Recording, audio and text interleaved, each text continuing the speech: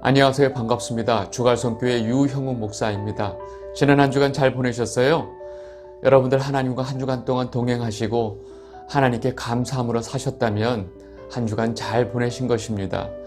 오늘도 변함없이 우리가 이렇게 온 몸과 마음을 다해서 하나님을 예배하는 이 날을 허락하신 것이 얼마나 감사한지 모르겠습니다. 오늘 예배를 통해서 하나님의 마음을 다시금 깨닫고 우리가 천국 백성으로서 어떻게 살아야 하는지를 잘 깨닫는 예배가 되시기를 진심으로 바랍니다. 오늘 우리에게 주시는 말씀 같이 보도록 하겠습니다. 마태복음 18장 35절입니다. 너희가 각각 마음으로부터 형제를 용서하지 아니하면 나의 하늘 아버지께서도 너희에게 이와 같이 하시리라. 아멘. 우리 지난주에 마태복음 18장 앞부분의 내용을 봤는데요. 그 본문을 통해서 예수님께서는 천국 백성의 자격에 대해서 말씀을 해 주셨습니다. 이어서 오늘 우리가 보게 될 이 본문의 내용은 천국에 들어갈 백성들이 지켜야 할 의무에 대해서 예수님께서 말씀을 하고 계십니다. 자격과 의무는 너무 중요합니다. 우리가 속한 이 사회의 어떤 조직이라도 이 자격과 의무가 없이 마음껏 들어갈 수 있는 데는 아무 데도 없습니다. 어떤 자격도 없이 어떤 의무도 없이 마음껏 살다가 누구나 쉽게 갈 수 있는 데가 딱 한 군데 있죠. 바로 불구덩이 지옥입니다. 여러분, 오늘 천국 백성들이 삶 속에서 어떤 의무를 가지고 살아야 되는지를 잘 깨닫는 여러분이 되시기를 바랍니다. 예수님께서는 먼저 공동체 안에서 형제에게 죄를 지은 자를 어떻게 성도가 대해야 할지에 대해서 처음에 분명하게 말씀을 하고 계십니다. 마태복음 18장 15절에서 17절입니다. 내 형제가 죄를 범하거든 가서 너와 그 사람과만 상대하여 권고하라. 만일 들으면 내가 내 형제를 얻은 것이요 만일 듣지 않거든 한두 사람을 데리고 가서 두세 증인의 입으로 말마다 확증하게 하라. 만일 그들의 말도 듣지 않거든 교회에 말하고 교회의 말도 듣지 않거든 이방인과 세리와 같이 여기라. 우리 이 믿음의 공동체 안에서 그 믿음의 형제 한 사람이 죄를 범했을 때 조용히 그 사람에게만 가서 그 죄에 대해서 권고하라는 것입니다. 1차적으로 죄를 지었다 하더라도 그 죄를 여러 사람들에게 드러내지 말고 조용히 그 사람에게만 알아듣도록 권고하라는 것입니다. 그리고 그 죄를 지은 형제가 그 권고를 알아듣고 자기 죄를 뉘우치면 우리는 그 형제를 다시 얻게 된다라고 말씀을 하고 계십니다. 그런데 그 형제가 그 권고를 듣지 않게 되면 그 다음에는 한두 사람, 즉 증인을 데리고 가서 그가 하는 말을 증인으로 삼으라는 것입니다. 당시 유대 사회에서 이 두 사람의 증인으로 사형까지 가능했기 때문에 증인이 있다는 사실은 굉장히 중요합니다. 그런데 그런 상황 속에서도 이 형제가 자기의 죄를 뉘우치지 않는 경우는 그 형제의 문제를 교회 차원에서 다루라고 말씀을 하십니다. 교회 차원에서의 권고도 만약에 그 형제가 듣지 않는 경우 그를 그 교회의 형제가 아닌 이방인과 세리로 여기라고 지금 말씀하고 계십니다. 이 말은 다시 말해서 그 형제를 그 교회 공동체의 자격을 박탈을 시키고 교회에서 그를 이방인 대하듯 멀리하라는 것입니다. 지금 예수님이 말씀하신 이러한 모든 절차를 통해서 자신의 죄를 알게 하고 권고하는 그 모든 것을 뿌리치는 자는 더 이상 이방인처럼 취급하라는 거예요. 다시 말해서 교회 안에서 쫓아내라는 것입니다. 이어서 예수님은 다음과 같이 말씀하십니다. 마태복음 18장 18절 진실로 너희에게 이르노니 무엇이든지 너희가 땅에서 매면 하늘에서도 매일 것이요 무엇이든지 땅에서 풀면 하늘에서도 풀리리라. 아멘.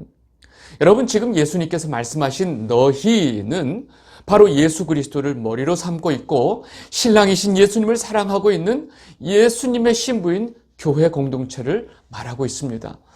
그렇게 예수님의 신부인 이 교회가 이 땅에서 매게 되면 하늘에서도 매일 것이고 이 땅에서 풀면 하늘에서도 풀릴 것이라고 말씀을 하고 계신 것입니다.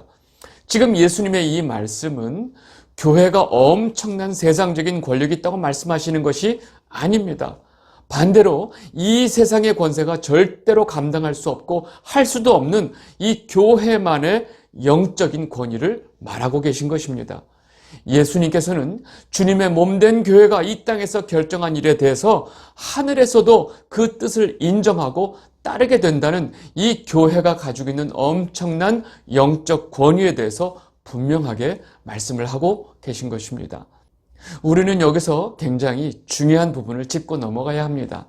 만약에 그 교회가 이미 주님을 떠난 인간들이 주인이 된 교회라고 생각을 해보면 절대로 이 말씀이 해당되지 않는다는 것입니다.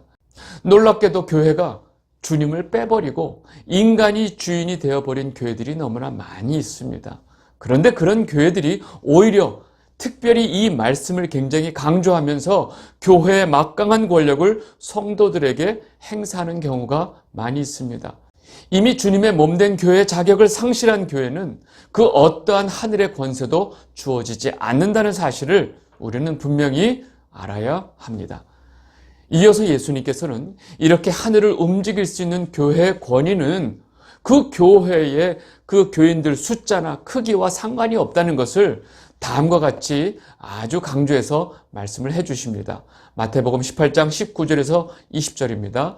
진실로 다시 너희에게 이르노니 너희 중에 두 사람이 땅에서 합심하여 무엇이든지 구하면 하늘에 계신 내 아버지께서 그들을 위하여 이루게 하시리라.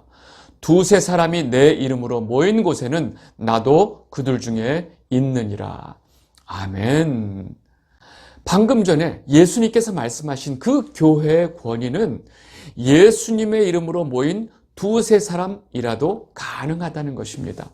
두세 사람이라도 내 이름으로 모인 곳에 주님이 함께 하시겠다고 하시는 이 말씀은 기존의 사람들의 모든 선입견을 완전히 바꾸고 계신 것입니다. 대부분의 사람들은 눈에 보이는 사람들의 숫자와 교회의 크기를 가지고 모든 것을 판단하는 경향이 있습니다. 교회에 엄청난 수의 사람들이 있고 교회 건물이 크면 그 교회는 엄청난 영적인 권세를 가지고 있다고 착각합니다. 지금 예수님께서는 그런 우리들의 잘못된 생각을 다 부수고 계신 것입니다. 예수님께서는 숫자가 아니고 그들이 누구의 이름을 위해서 모였느냐가 더 중요하다고 말씀하고 계십니다.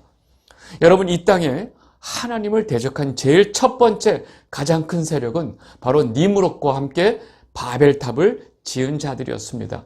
하나님을 대적하기 위해서 바벨탑을 쌓는 세력들이 그 모든 성읍과 탑을 지으면서 무엇을 위해서 그러한 일을 했는지 우리는 분명히 알아야 합니다. 창세기 11장 4절 또 말하되 자 성읍과 탑을 건설하여 그 탑 꼭대기를 하늘에 닿게 하여 우리 이름을 내고 온 지면의 흩어짐을 면하자 하였더니, 여러분, 이들이 이렇게 하나님을 대적하면서 성읍과 탑을 쌓은 이유는 바로 자신들의 이름을 세상에 내기 위해서 이러한 모든 것을 하고 있다는 것입니다. 여러분, 성도의 가장 중요한 정체성이 뭐라고 생각하세요? 성도에게 있어서 가장 중요한 정체성은 바로 하나님께서 우리에게 예수 그리스도의 이름을 주셨다는 사실입니다. 우리는 그 예수 그리스도의 이름으로 하나님 앞에 나아갈 수 있고, 우리는 그 예수 그리스도의 이름으로 하나님께 기도할 수 있는 자격이 주어진 것입니다. 우리가 그 예수 그리스도의 이름을 버리고 우리가 할 수 있는 것은 아무것도 없다는 것입니다. 많은 교회들이 처음에 그 교회가 너무나 작고 초라할 때는 예수님의 이름을 의지하게 됩니다. 그러나 교회가 점점점 커지고 숫자가 많아지고 세상적인 힘을 얻게 되는 그 순간 어느새 예수님의 이름은 형식이 되어버립니다. 그리고 이미 자신들이 가지고 있는 세상적인 힘과 그 숫자의 힘을 의지하게 되고 예수님의 이름보다는 자기 교회의 이름을 더 중요하게 생각하게 된다는 것입니다. 교회가 그런 모습이 되는 순간 그 교회는 곧 망하는 길로 가게 되어 있습니다. 우리는 알아야 됩니다.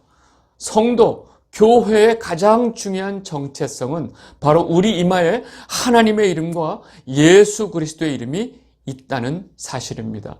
요한계시록 14장 1절입니다. 또 내가 보니 보라, 어린 양이 시온산에 섰고 그와 함께 14만 4천이 서 있는데 그들의 이마에는 어린 양의 이름과 그 아버지의 이름을 쓴 것이 있더라. 아멘.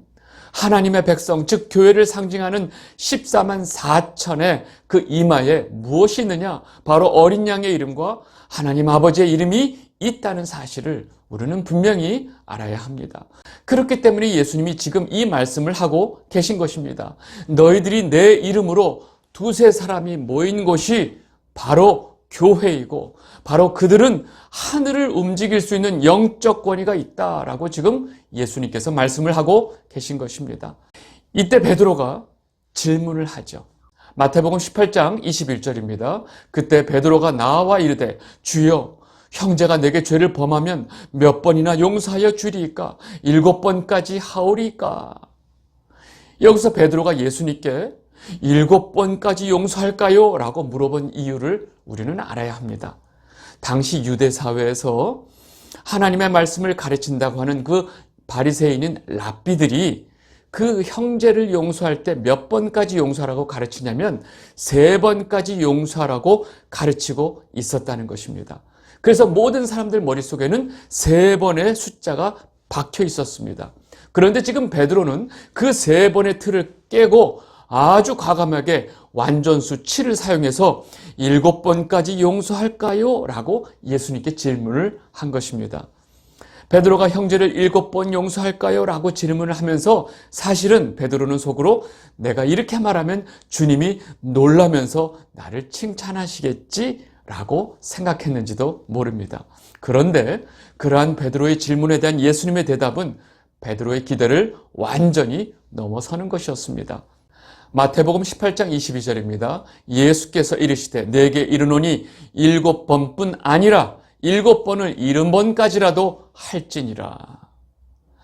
베드로는 사실 다른 모든 사람들의 상식을 뛰어넘는 마음으로 7번까지 용서할까요? 라고 예수님께 물어보았는데 예수님은 7번이 아니고 7번을 70번까지라도 용서하라 라고 말씀을 하신 것입니다.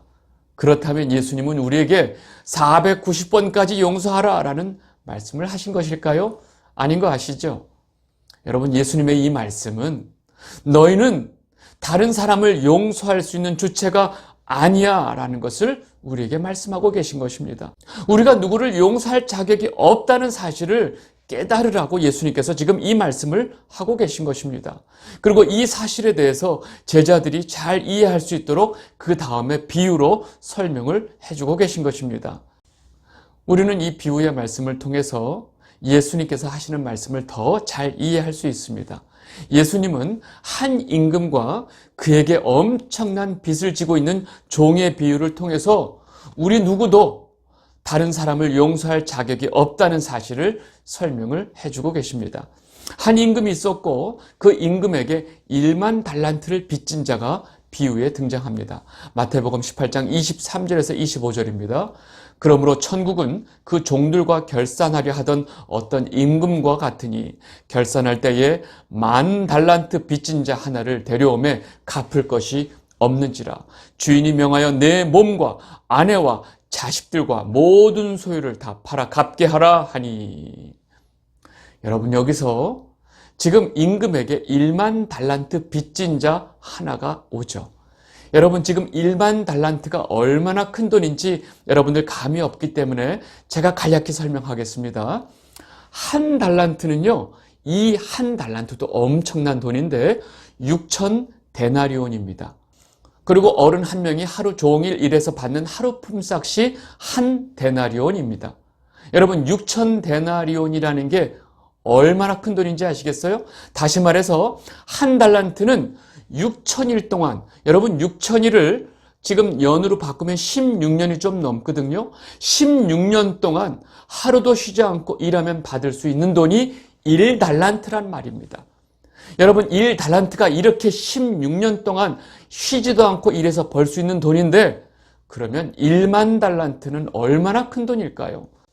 상상을 못합니다. 여러분, 16만 년 동안 일을 해야 벌 수 있는 돈인데 16만 년을 누가 일을 해요? 여러분 그래도 감이 안 올 것 같아서 지금 현재 돈으로 한번 계산을 해보겠습니다. 지금 한 달 월급이 250만 원이라고 가정을 하고 1년에 버는 돈이 연봉 3천이다 생각을 해보겠습니다. 그러면 여기다가 16만을 곱해야 됩니다.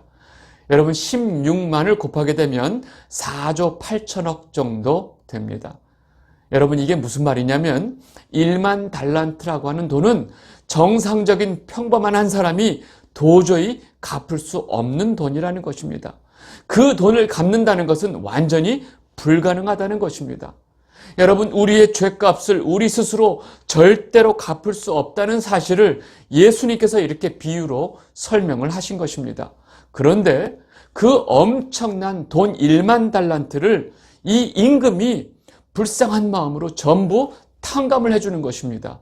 마태복음 18장 26절 27절 그 종이 엎드려 절하며 이르되 내게 참으소서 다 갚으리이다 하거늘 그 종의 주인이 불쌍히 여겨 놓아 보내며 그 빚을 탕감하여 주었더니 여러분 그 빚진 자가 도저히 감당할 수 없는 그 엄청난 돈을 임금이신 하나님 아버지가 다 탕감을 해주시는 것입니다. 여러분 그렇게 자기가 절대로 갚을 수 없는 그 1만 달란트를 탕감받은 자가 바로 길거리에서 자기에게 100데나리온을 빚진 자를 만나게 됩니다. 마태복음 18장 28절에서 30절 그 종이 나가서 자기에게 100데나리온 빚진 동료 한 사람을 만나 붙들어 목을 잡고 이르되 빚을 갚으라 하매 그 동료가 엎드려 간구하여 이르되 나에게 참아주소서 갚으리이다 하되 허락하지 아니하고 이에 가서 그가 빚을 갚도록 옥에 가두거늘.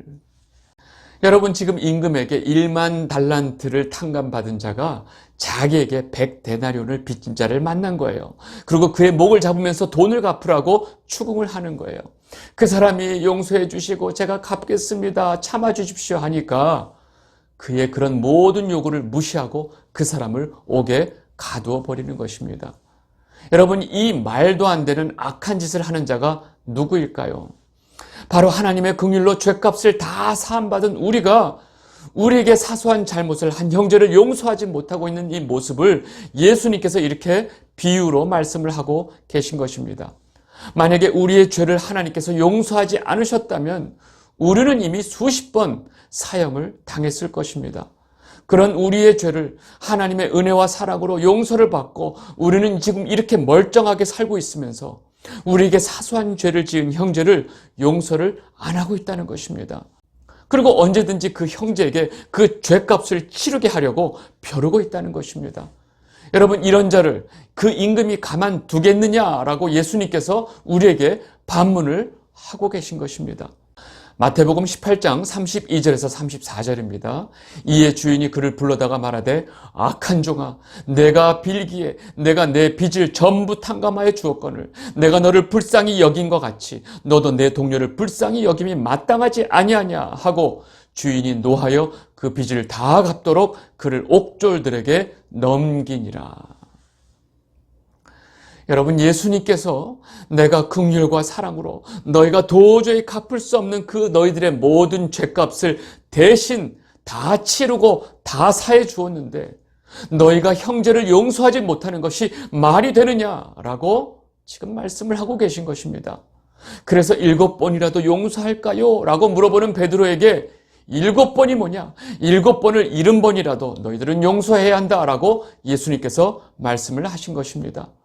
우리는 누구를 용서할 수 있는 주체가 아니라는 것을 예수님께서 이렇게 현실적인 비유로 설명을 해주고 계신 것입니다.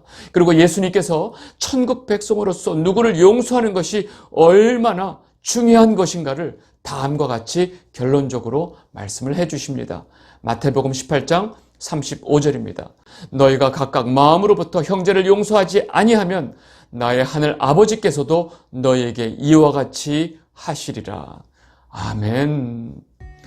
이 영상을 보고 계신 주갈성 성도 여러분, 지금 방금 읽은 이 예수님의 이 말씀에 대해서 제가 덧붙이고 싶은 말씀은 하나도 없습니다. 예수님의 이 말씀이 우리에게 너무도 충분하게 전달되기 때문에 그렇습니다.